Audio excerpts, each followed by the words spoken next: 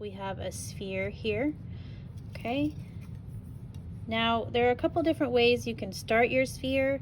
Okay, you can do your T mapping. So something like this, where you take your ruler. Okay, you would draw a T, and then you can connect using the T.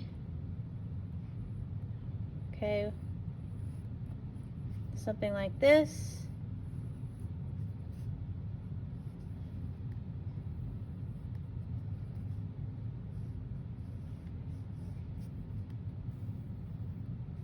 All right, and then you'd have your shadow here. Okay, or you can use an object that you already have. So for example, I use this one just because it was quick and easy. Okay, so when adding value to your object, so our sphere here, you want to remember the pattern. So we have highlight, light, shadow, reflected light, and then our cast shadow. Okay, so we're going to break it up. So we have our highlight, which is where our light source is hitting. So for example, let's say our light source is the sun. Okay, and it's going to hit this area here.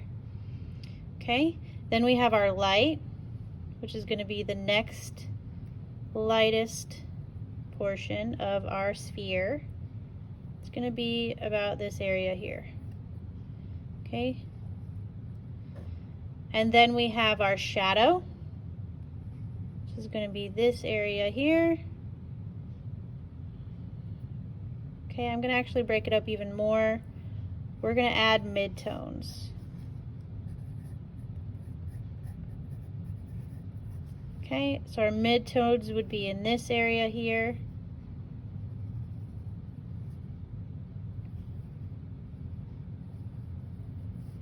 Okay, then our shades, and then our reflected light. So shades is here, reflected light is going to be right between our casted shadow, which is this one here. Our casted shadow, so our reflected light is here, and this is our shades, or excuse me, shadows.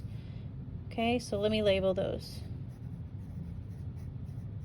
Shadow, we have our midtones. Okay, we have light, and then our highlight is going to be the whitest of whites. Okay, we'll just put HL for highlight. Okay, then we have this one here is reflected light, and our cast shadow. Okay, so I've cleaned it up a little bit. So remember, we have our pattern. So I've even numbered them here. We have our highlight, our light, our midtones, shadows, reflected light, and then cast shadow. Okay, so remember, our highlight is here, our lightest of light, so I'm going to leave that white. Okay, next we're going to have our light values. Okay, for this example, I'm just going to use the side of my pencil, okay, or tonal shading. Okay, so I always like to start with my darkest because then I can always go back and darken them up. So I'm actually going to start with the cast shadow because that's going to be one of our darkest values. Okay, so remember, I'm just using the side of my pencil.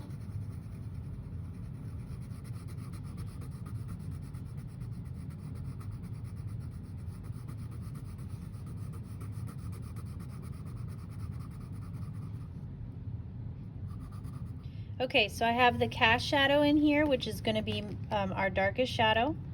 Okay, I'm going to leave this area right here for the reflected light. I'm going to leave that a nice, okay, soft shade. And then I'm going to move into my shadow. Okay, so remember, shadows are still also pretty dark. Very similar to our cast shadow. Okay, maybe not as dark though. being very careful to kind of leave this area right here on the very edge. Okay, a light shade for my reflected light.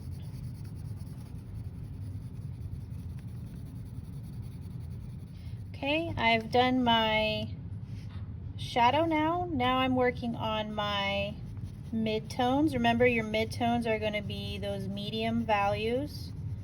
Okay, and I'm also going to kind of try to blend them into my shadow just so that I kind of get rid of that line there.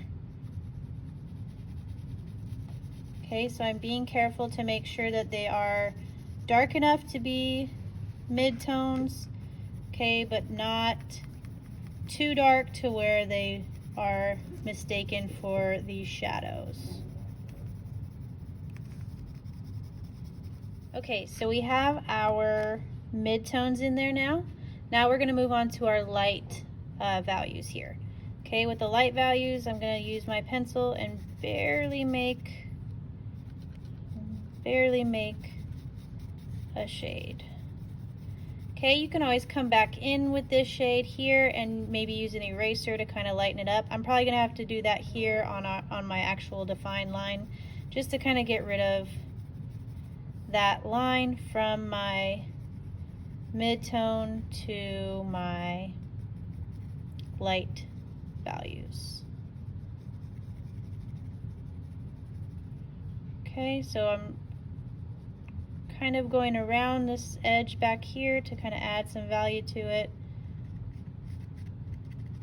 and all the way up into that highlighted portion there where our highlight value would be.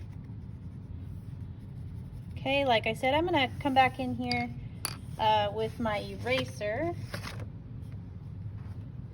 and kind of lighten up this direct line between my light value and my shadow. Okay, and I'm going to try to blend that in a little bit better. All right. Okay, and then I'm going to go in to my highlighted area, erase that line that says, hey, this is my highlight. Okay, and add some of that light value into this area. Okay. So that is how you can add value to your sphere.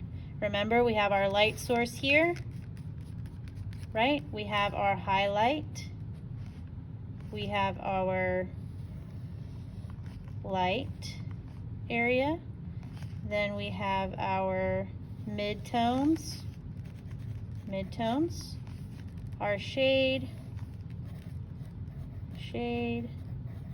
our reflective light here, and then our cast shadow there.